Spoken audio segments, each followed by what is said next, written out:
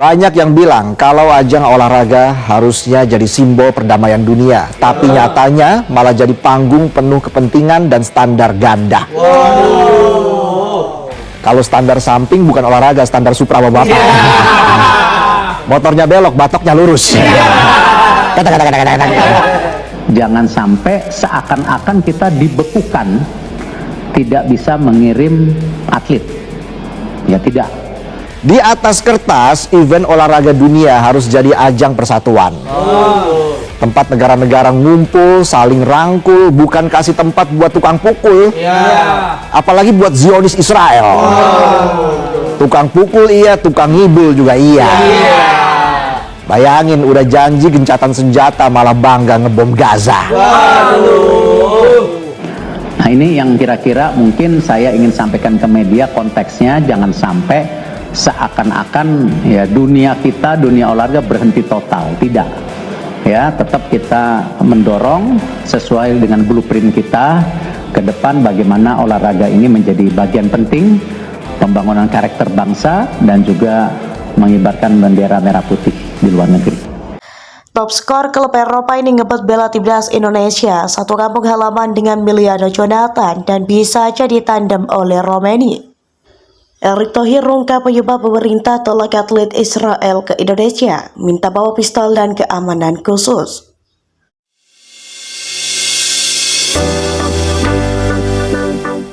Kembali lagi, apapun itu kita lupakan yang lalu, terima lagi, kita tambah kuat. Tapi sementara proses dia berlangsung, ada dua yang OTW masuk, sudah dibicarakan, sudah pembicaraan, sudah sifatnya sudah oke. Cuma tentunya yang ditunggu sekarang adalah kelengkapan dan dokumen. Salah satu penyerang muda berdarah Indonesia di Eropa terang-terangan menyatakan keinginannya untuk membela timnas Indonesia. Striker tajam asal Belanda itu bisa menjadi tandem bagi oleh Romeni di lini depan skuad Garuda. Seperti diketahui, kebijakan naturalisasi pemain keturunan kembali menjadi strategi utama PSSI dalam memperkuat timnas Indonesia. Belum lama ini, skuad Garuda resmi menambah dua amunisi baru di lini depan, yakni Emiliano Jonathan dan Mauro Silvestre, yang telah sah menjadi warga negara Indonesia atau WNI. Namun kabar baik bagi pecinta sepak bola tanah air tak berhenti di situ. Dari Eropa muncul satu lagi nama potensial, yakni Dean Zandbergen. Penyerang muda asal Belanda yang memiliki darah Indonesia. Menariknya, Zandbergen ternyata memiliki kesamaan unik dengan Emiliano Jonathan. Keduanya berasal dari garis keturunan yang sama, yakni dari Depok, Jawa Barat. Dalam wawancaranya di kanal YouTube Yusa Nugraha, Zandbergen membenarkan hal tersebut. Dari keluarga ibu saya, mereka dari Depok. Ibu saya bilang masih ada keluarga di sana dan dia pernah ke sana beberapa waktu lalu, ungkap pemain berusia 22 tahun itu. Zandbergen juga menceritakan kisah keluarganya yang bermigrasi ke Belanda. Nenek saya adalah anak satu-satunya dari orang tuanya. Dia pindah dari Indonesia ke Belanda. Ibu saya senang setiap kali berkunjung ke Indonesia, apalagi bisa bertemu keluarga di sana, tuturnya. Performa Zandbergen di level klub kini tengah menanjak. Berdasarkan data Transfermarkt, karirnya dimulai bersama RKV Westlandia sebelum pindah ke Excelsior Bas Louis pada 2021 dan mencatat debut di Divisi 2 Belanda. Namun namanya benar-benar mencuri perhatian setelah kembali memperkuat TOGB di Divisi 3. Di sana naluri golnya semakin tajam hingga ia sukses menjadi top skor klub dengan 19 gol dalam semusim. Penampilan impresif itu membuat klub Eredivisie Sparta Rotterdam kepincut untuk merekrutnya pada Juni 2023. Zandbergen menandatangani kontrak amatir dan tampil di sejumlah laga piala sebelum akhirnya menekan kontrak profesional bersama FC Dordrecht setahun kemudian. Meski lebih sering tampil sebagai pemain pengganti di Dordrecht, Zandbergen tak menyerah. Ia memilih hijrah ke VVV Venlo pada bursa transfer musim dingin 2025 untuk mendapatkan menit bermain lebih banyak. Di klub barunya itu, ia dikontrak hingga 2026 dengan opsi perpanjangan satu musim. Dengan ketajaman yang terus meningkat dan semangat membela tanah leluhurnya, Dean Zandbergen bisa menjadi prospek menarik bagi PSSI. Jika proses naturalisasinya benar-benar ditempuh, Duetnya bersama Oli Romeni berpotensi menghadirkan kombinasi mematikan di lini depan timnas Indonesia. Mengungkap penyebab pemerintah RI menolak menerbitkan visa untuk 6 atlet Israel yang akan tampil di kejuaraan dunia senam artistik 2025. Menurutnya ada permintaan yang tidak bisa dipenuhi.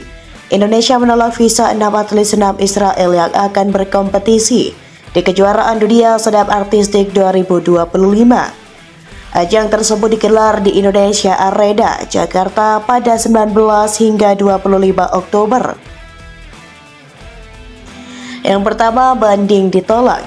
Penolakan ini membuat Israel mengajukan banding ke Pengadilan Arbitrase Olahraga atau CAS. Namun belakangan banding tersebut ditolak. 6 pesenam Israel tetap tak bisa datang ke Indonesia. Sikap pemerintah Indonesia juga membuat Komite Olahraga Internasional atau IOC geram. Mereka mengeluarkan 4 keputusan yang salah satunya adalah menutup jalan Indonesia menjadi tuan rumah Olimpiade. Mengenai hal ini, Erick mengaku tidak gentar dan menyatakan Indonesia tetap aktif di dunia olahraga internasional. Ia mengungkapkan sikap pemerintah Indonesia terhadap Israel didasarkan pada kebijakan negara dan selaras dengan Undang-Undang Dasar atau UUD 1945. Yang kedua, cerita baru. Selain sebab itu, ternyata ada alasan lain pemerintah Indonesia, dalam hal ini melalui Kemenpora RI, menolak kedatangan atlet senam Israel. Erick membuka cerita ketika baru mengetahui akan ada kejuaraan dunia senam artistik di Indonesia. Nah, jadi waktu saya duduk jadi menteri, ada beberapa isu, salah satu ini yang saya kaget. Loh, ada gimnastik kejuaraan dunia. Terus saya kontak Persani. Ini ada Israelnya nggak? Kata Erick dikutip dari Instagram resmi iJoss TV. @official iJoss TV, Jumat 24 Oktober 2025. Dijawab, ada. Loh, ke pemerintah nggak diinfo? Oh sudah Pak, tapi kan Bapak bukan menterinya. Sambung pria yang pernah menjabat Menteri BUMN itu. Jadi sudah sampai mana? Mereka mau datang Pak. Saya bilang kalau menurut saya kurang bijak pada saat ini karena situasinya. Landscape-nya berbeda dengan sebelum-sebelumnya dan saya khawatir isu keamanan, tugas Erick. Karena kan masih waktu itu belum ada pengumuman kesepakatan kan. Itu habis sidang Majelis Umum PBB kalau nggak salah meetingnya kan, lanjut pria berusia 55 tahun itu. Jadi saya bilang walaupun saya orang olahraga, saya AOC, member, saya resiko keamanan saya khawatir, saya bilang. Tambah pria yang juga menjabat sebagai Ketua Umum PSSI itu. Yang ketiga, komunikasi. Erick kemudian menghubungi induk olahraga senam atau Persani untuk menjembatani komunikasinya dengan pihak Federasi Senam Israel. Ia hendak mengatakan tidak punya maksud mendiskriminasi atlet manapun. Menurut penuturannya, Erick khawatir karena Israel ingin mengirim pasukan khusus untuk mengawal atlet mereka di Indonesia. Akhirnya ia keberatan dan memutuskan untuk menolak kedatangan pesenam Israel. Terus akhirnya mereka rapat si Persani dengan senam kalau nggak salah, melontarkan isu bahwa saya bilang saya tidak bermaksud mendiskriminasi, tutur Erick. Tetapi ketika permintaan si Israel bawa pistol, bahwa ini keamanan khusus pada situasi seperti ini, saya bilang, saya melihat ya itu diskriminasi juga dengan konteks seperti isu keamanan. Konteks juga dinamika keamanannya berbeda, akan berarti perlakuan spesial, saya keberatan, pungkasnya.